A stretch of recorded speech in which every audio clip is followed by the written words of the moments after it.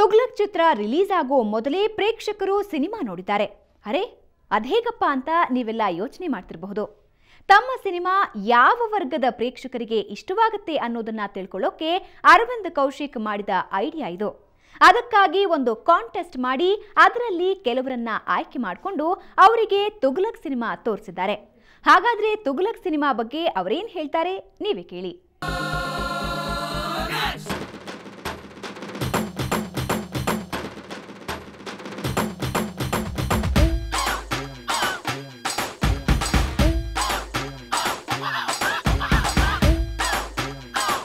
This is the true story of cinema. First of all title ಇದೆಯಲ್ಲ ತುಗ್ಲಕ್ ಅಂತ, ಅದು ನಾನು ಫಸ್ಟ್ ಕೇಳಿದ ತಕ್ಷಣ ತಲೆ ಒಂಥರ ಗಿರ್ರ ಅಂತ ಅನಿಸ್ಬಿಡ್ತು. ನ್ಯೂಸ್ ಪೇಪರಲ್ಲಿ ಅಡ್ವರ್ಟೈಸ್ಮೆಂಟ್ ನೋಡಿದಾಗ ನನಗೆ ಏನೋ ಡಿಫ್ರೆಂಟ್ ಆಗಿದೆ ಅಂತ ಬಂದು ವಾಚ್ ಮಾಡಿದೆ. ನಿಜವಾಗ್ಲೂ ಈ ಒಂದು ಕಾನ್ಸೆಪ್ಟು ಎಲ್ಲರ ಜೀವನದಲ್ಲೂ ಒಂದು 80% ಮ್ಯಾಕ್ಸಿಮಮ್ ನಡೆದೇ ಇರುತ್ತೆ. ಮೊಬೈಲ್ ಮುಗ್ಯಾಂಬೋ ಇನ್ನೇನಿದ್ರು ಬಾಲು ಡೈರೆಕ್ಟ್ ಆಗಿ ಡೈರೆಕ್ಟ್ರೆ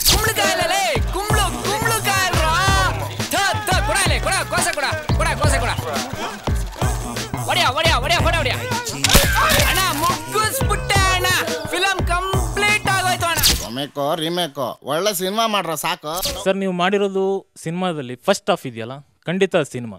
ಎರಡನೇ ಹಾಫ್ ಇದೆಯಲ್ಲ, ಸೆಕೆಂಡ್ ಹಾಫು, ಅದು ಜೀವನ. ಪ್ರತಿಯೊಬ್ಬರು ಜೀವನದಲ್ಲೂ ಕೂಡ ಡಿಸಿಷನ್ ಅನ್ನೋದು ತುಂಬಾ ಇಂಪಾರ್ಟೆಂಟು. ಆ ಡಿಸಿಷನ್ ತಗೊಳ್ಳುವಾಗ ಎಲ್ಲರೂ ಕೂಡ ಕನ್ಫ್ಯೂಷನ್ ಆಗೇ ಆಗ್ತದೆ. ನಮಗೂ ಲಾಂಗು ಮಚ್ಚು 4 ಸಾಂಗು 8 ಫೈಟು ಇರೋ ಸಿನಿಮಾಗಳು ನೋಡಿ ಬೆಜ್ಜಾನ್ ಬೋರ್ ಆಗ್ಬಿಟ್ಟೈತೆ. ಒಳ್ಳೆ ಕತೆ ಒಳ್ಳೆ ಮೆಸೇಜ್ ಇರೋ ಸಿನಿಮಾ ಮಾಡಿದ್ರೆ ನೋಡಕ್ ಚೆನ್ನಾಗಿರುತ್ತೆ. ನೀನಂತ ಸಿನಿಮಾ ಮಾಡಬೇಕು, ಓಕೆನಾ? ನಾನು ತುಗ್ಲಕ್ಕೆ, ಇವತ್ತು ನನ್ನ ಹುಡುಗಿನೂ ತುಗ್ಲಕ್ಕೆ, ನಾನು ಲವ್ ಮಾಡಿದ ಹುಡುಗಿನೂ ತುಗ್ಲಕ್ಕೆ, ನಾನು ತುಗ್ಲಕ್ಕೆ. ಅಂದರೆ ಅವಳಿಗೂ ಇನ್ನೂ ಡಿಸಿಷನ್ ಮಾಡೋಕ್ಕಾಗಿಲ್ಲ, ನನಗೂ ಇನ್ನೂ ಡಿಸಿಷನ್ ಮಾಡೋಕ್ಕಾಗಿಲ್ಲ. ಪ್ರೀತಿಸಿದ ಹುಡುಗಿ ಮುಂದೆ ನಿಂತ್ಕೊಂಡು ಐ ಲವ್ ಯು ಅಂತ ಹೇಳೋಕ್ ಮೀಟ್ ಇಲ್ದೇ ಇರೋ ಈ ಕಾಲದಲ್ಲಿ ನಾನು ನಿನ್ನ ಪ್ರೀತಿಸ್ತಾ ಇಲ್ಲ ಅಂತ ಹೇಳಿರೋ ಸೀನು ಬಹುಶಃ ಕನ್ನಡ ಫಿಲ್ಮ್ ಇಂಡಸ್ಟ್ರಿನಲ್ಲೇ ನಿನ್ ಪಿಕ್ಚರ್ ಅಲ್ಲೇ ಫಸ್ಟ್ ಇರ್ಬೇಕನ್ಸುತ್ತೆ.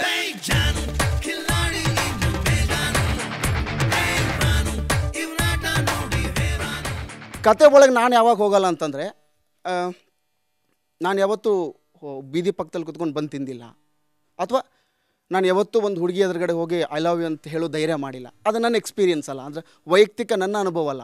ಅನುಭವದಿಂದ ಆಚೆ ಇದ್ದೀನಿ ನಾನು. ಅವಾಗ ನಾನು ಕತೆಗಿರ್ತೀನಿ, ಅಂದರೆ ಸಿನಿಮಾನ ಕತೆಯಾಗಿ ನೋಡ್ತೀನಿ.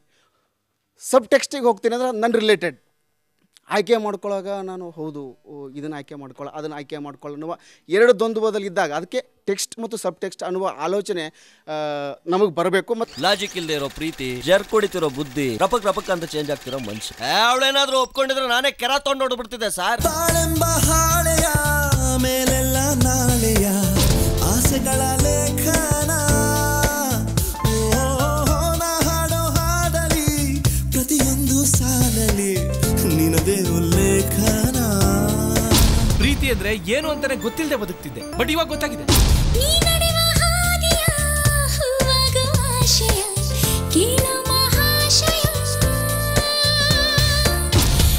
ಲೇ ತುಗ್ಲಕ್, ಇದನ್ನೇ ಜಗತ್ನಲ್ಲಿ ಪ್ರೇಮ ಅಂತ ಹೇಳೋದು. ನಾವು ಜೀವನದಲ್ಲಿ ತುಂಬಾ ಇಷ್ಟಪಡೋ ವ್ಯಕ್ತಿ ಅಥವಾ ವಸ್ತು ಕಳೆದೋದ್ಮೇಲೆ ಅದ್ರ ಬೆಲೆ ಗೊತ್ತಾಗೋದು. ಅವಳ ಮುಖ, ಆ ಕಾಡಿಗೆ ಕಣ್ಣು, ಕಾಡಿಗೆ ಕಣ್ಣ ನೆನಪಾಗಿದೆ, ಕಾಡಿದೆ ನನ್ನ ಕವಿ ಮಾಡಿದೆ, ನೀ ಇರಬೇಕಿತ್ತಲ್ಲಿ.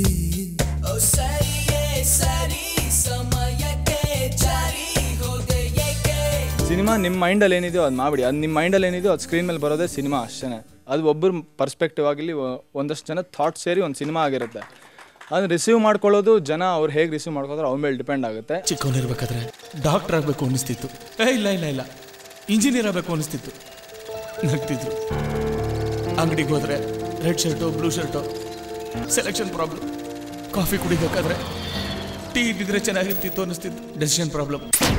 ದಾದಾ ಸಾಹೇಬ್ ಫಾಲ್ಕೆ ಪ್ರಶಸ್ತಿ ವಿಜೇತ, ಪದ್ಮಭೂಷಣ, ನಟ ಸಾರ್ವಭೌಮ ಡಾಕ್ಟರ್ ರಾಜ್ಕುಮಾರ್ ಅಂತ ವರನಟನ್ನ ಕೊಟ್ಟದ್ದು ಸಿನಿಮಾ. ಪಬ್ಲಿಕ್ ನಾವು ನಮ್ಮಿಂದ ನೀನು. ಇಬ್ಬರು ಇರ್ತಾರೆ, ಒಬ್ಬ ತುಗ್ಲಕ್ಕು ಮತ್ತು ಒಬ್ಬ ಫ್ರೆಂಡು. ಸೊ ಆ ಸಿನಿಮಾದಲ್ಲೂ ಅಷ್ಟೇ, ಅದು ಎರಡೂ ಸಿಗಲ್ಲ.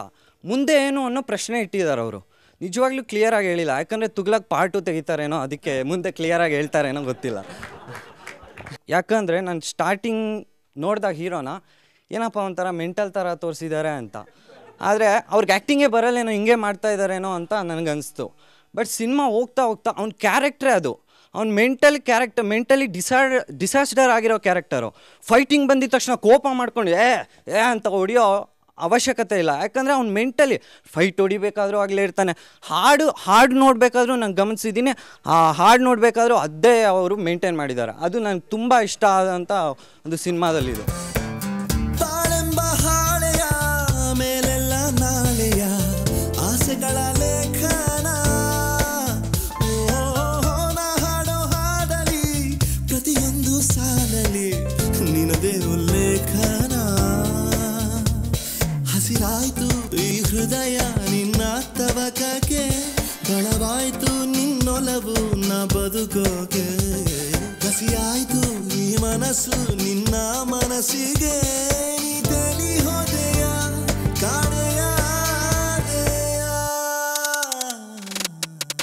ತುಗ್ಲಕ್ ದರ್ಬಾರ್ ಮುಂದುವರಿಯುತ್ತೆ. ಅದಕ್ಕೂ ಮುಂಚೆ ಒಂದು ಚಿಕ್ಕ ಬ್ರೇಕ್.